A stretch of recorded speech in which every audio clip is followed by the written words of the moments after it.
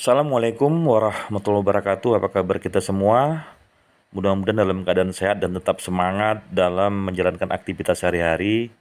Baik, kembali dalam video pembelajaran kita dalam mata kuliah Manajemen Konflik dan Negosiasi. Pada video kali ini adalah pertemuan ke-12 kita dengan tema konflik lini dan staf ya.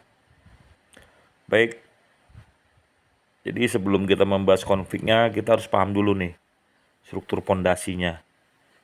Jadi memang di dalam organisasi, khususnya organisasi berskala menengah hingga besar, tentu pembagian kerja biasanya terbagi menjadi dua unit utama.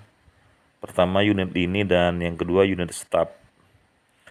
Jadi perbedaannya ya, untuk organisasi lini, ciri utamanya mereka memiliki wewenang langsung, bertanggung jawab, ya, kemudian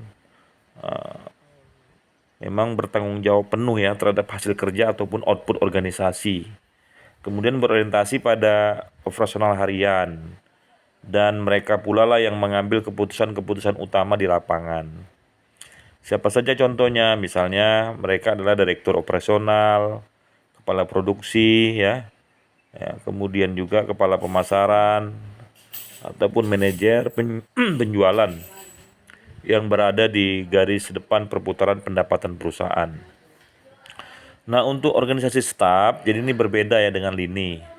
Jadi unit staf tidak mengeksekusi operasional secara langsung.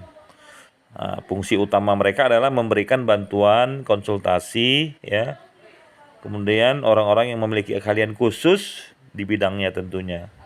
Jadi tugasnya mendukung agar kualitas keputusan yang diambil oleh unit lini ini menjadi lebih akurat dan minim risiko. Contohnya misalnya bagian SDM atau kita sebut dengan human resource ya, bagian hukum, bagian akuntansi, dan bagian perencanaan strategis. Nah, jadi dua unit ini dirancang untuk saling melengkapi. Memang dalam prakteknya interaksi antara pelaksana dan penasihat ini justru kerap kali menjadi sumbu pemicu konflik struktural yang tajam. Nah, mengapa demikian? Mari kita coba bahas di bagian keduanya ya.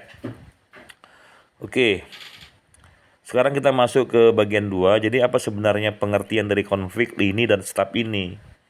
Jadi sederhananya begini ya.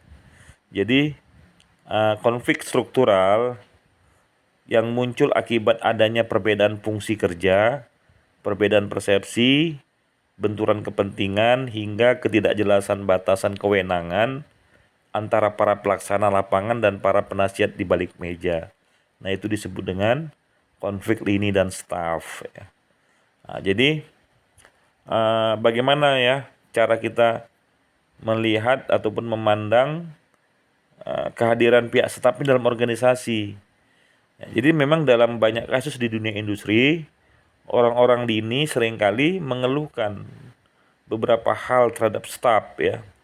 Misalnya, staf dianggap terlalu teoritis. Jadi orang lini merasa kami ini yang berkeringat di lapangan, menghadapi dinamika, kemudian sementara orang staf hanya pandainya bicara berdasarkan teks buku dan rumus di atas kertas.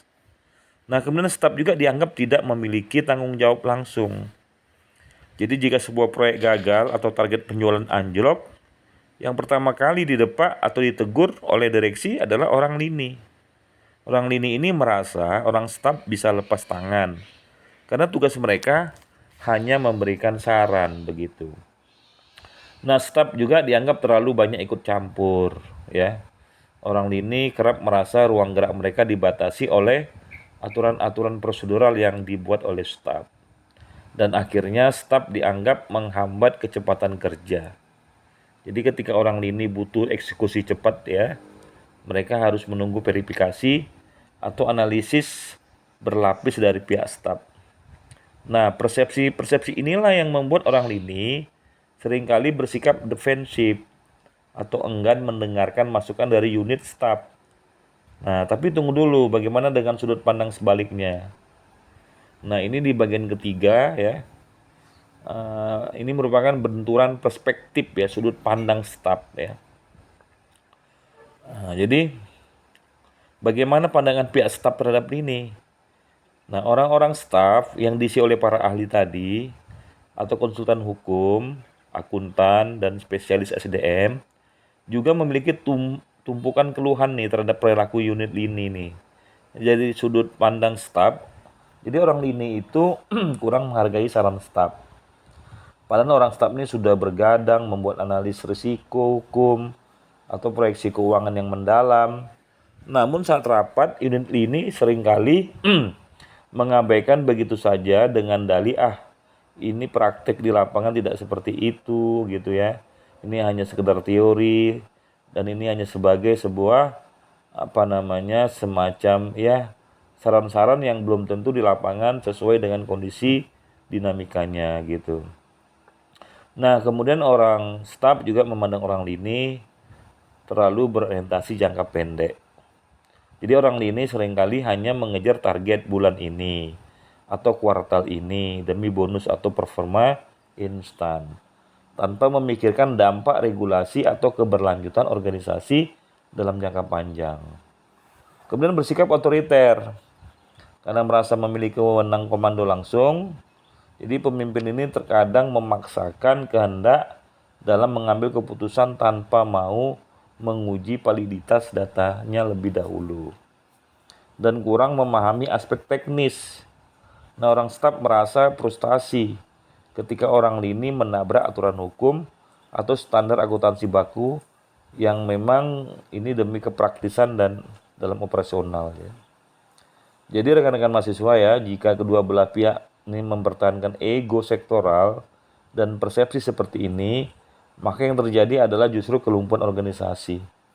Jadi roda bisnis tidak akan berjalan maju, melainkan berputar di tempat karena konflik internal. Nah, sekarang bagian keempat ya. Jadi kalau kita lihat ya rangkuman ataupun melihat dari 5 faktor penyebab utamanya itu memang tetap ya disebabkan karena perbedaan tujuan. Jadi lini mengejar efektivitas eksekusi, staf mengejar efisiensi dan kepatuhan standar. Kemudian yang kedua, ketidakjelasan wewenang atau area abu-abu. Kapan saran staf bersifat opsional dan kapan bersifat wajib dipatuhi. Kemudian ya yang ketiga, perbedaan persepsi. Jadi cara pandang melihat masalah dari latar belakang keilmuan yang berbeda. Nah, yang keempat ini persaingan pengaruh. Jadi rebutan panggung nih ya di depan pimpinan puncak tentang siapa yang paling berjasa bagi organisasi. Dan yang kelima, komunikasi yang tidak efektif ya. Jarangnya duduk bersama untuk menyelaraskan frekuensi kerja. Jadi penting untuk dicatat ya bahwa karakteristik konflik ini bersifat struktural. Artinya konflik ini melekat pada sistem desain organisasi kita. Jadi ya terjadi bukan karena si A membenci si B secara pribadi, melainkan karena peran mereka sebagai pelaksana dan penasehat memang didesain untuk saling mengawasi dan mengimbangi. Itu kita sebut dengan checks and balance ya. Jadi jika strukturnya tidak diperbaiki melalui sistem komunikasi dan koordinasi yang jelas, konflik ini akan terus berulang siapapun pejabat yang mendudukinya. Baik ya, sekarang bagian kelima sebagai penutup ya. Jadi dengan memahami ya dan memperjelas fungsi dan peran masing-masing ya di dalam perusahaan ya, ini mengurangi kesalahpahaman kerja. Jadi penting ya melakukan yang namanya koordinasi ya. Melakukan koordinasi. Kedua ini tidak boleh berjalan sendiri-sendiri atau saling menjatuhkan. Mereka harus sama-sama berkoordinasi secara harmonis demi satu muara yang namanya tujuan organisasi. Jadi dengan memahaminya ini kita dapat memperjelas fungsi dan peran masing-masing di dalam perusahaan dan mengurangi kesalahpahaman kerja. Jadi meningkatkan efisiensi koordinasi, memperkuat pilar kerjasama tim dan pada akhirnya mendongkrak efektivitas organisasi secara keseluruhan.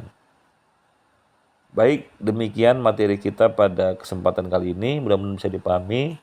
Saya akhiri dengan billahi taufiq wal hidayah. Wassalamualaikum warahmatullahi wabarakatuh.